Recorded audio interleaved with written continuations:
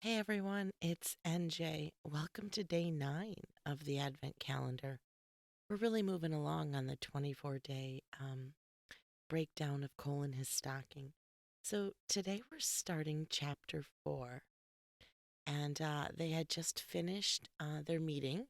It was lunch break, and it didn't go so well for either Bryn or Anthony, and quite frankly, Anthony seemed to be caught a bit with his pants down with the waitress. So here we go for chapter 4. Chapter 4. They decided to work through lunch and made a lot of progress. Bryn was surprised at how receptive they were being, though nothing had been decided yet. Anything these men agreed to would still have to be taken to their members. She just hoped they would try and they weren't simply giving her lip service. Want to wrap it up for the day? Roger asked as they got to the end of one proposal. Sounds good to me, Bobby said, closing his folder. We can meet back here tomorrow morning, same time? Everyone agreed. Bryn noticed that Anthony was looking at her, trying to catch her eye. They hadn't spoken a single word to each other all day, other than about business in front of the others. He wanted a word with her in private. Would you like to join me for dinner, Bryn? Roger asked as he packed up. Anthony's head shot up. That's kind of you, Roger, but I'm good. What kind of answer was that? Anthony thought to himself. Did that mean she was still going out with him? Or did that mean she didn't feel like going out at all? Before he could say or do anything, Bryn picked up her folder and walked out of the room with Roger. Anthony left a few minutes later. He wondered if Bryn would be waiting in the lobby, but she wasn't. He sighed and went up to his room. He showered and changed and looked at the clock. It was nearly 6. He sat down on the bed wondering if he should go. She'd clearly been upset when she realized who he was, but he'd been upset too. All day long he'd been off his game. He couldn't focus. Had that been her game all along? If it was, he'd sure look like an idiot showing up at her door. She'd said her name was Bryn, he fumed. She did it on purpose, and I'm going to give her a piece of my mind. Anthony stormed out of the door and pressed the button for the elevator. He's an asshole, Bryn said to herself in the mirror. She'd held it together all day, but the moment she got to her hotel room, the floodgates opened. Her room had been cleaned while she'd been gone, but the evidence of her previous night's escapade remained. There were 2 robes now hanging on the hook, as well as some condoms on the nightstand. Clearly he'd left them when he'd rushed out. She wondered why he'd spent the night if the entire thing was a game. Maybe he'd planned on sneaking out and making her late for the meeting. Either way, he'd lied about his name. Not one person had called him Anthony at the meeting.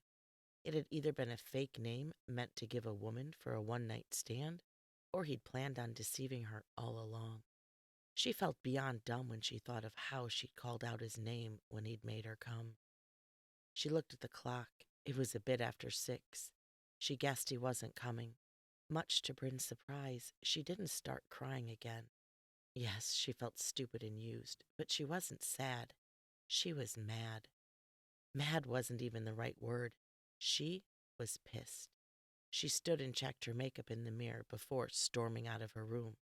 She'd give Slick Dupree a piece of her mind. Angrily, Bryn punched the button for the elevator.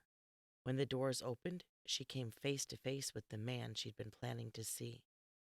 How dare you? They both said at the same time, and then again in unison, how dare I? Yeah, how dare you?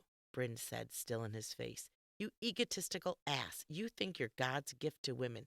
What did you think, that you would fuck me senseless last night, and that today, when I realized it was you, I'd be so embarrassed I'd just leave the meeting? What? No, Anthony shouted. No? Then what? Maybe you wanted me to stay and worship you like the other women do. I guess you expected me to just go along with whatever you said today. No, that's not it at all. And where do you get off talking to me that way with what you did? He shouted back at her. What I did? And just what did I do? You used your body to get what you wanted. You swung your hips and thought that I'd just fall at your feet. You. Bryn looked furious. I don't have to stand around and listen to you spout accusations just because you feel guilty for lying about who you were. Slick. She spun on her heels and started storming back down the hall toward her room. Where do you think you're going? Anthony shouted, following her. He wasn't going to let her get the last word. I'm getting away from you. I don't want to play your games. Bryn reached her door and put in her keycard. Oh, that's just like a Yankee. Run away. That made Bryn even more furious. I'm not running away. I'm just scared, Anthony finished for her, grabbing her shoulders. Scared that now, since who we are is out in the open, your tricks won't work? Tricks? I'm not the one playing games. Now let me go. Admit it. You're scared to be alone with me. I am not. Prove it. Kiss me, Bryn. Anthony stepped closer to her so their bodies were touching. What the fuck will that prove? She asked, her breath catching in her throat. That you're not scared. He was so close now that he could feel her exhale. I'm not, she said, her eyes glued to his. Kiss me, he growled. And that's where we're stopping for today. And check in tomorrow for another part of Chapter 4. Have a great night.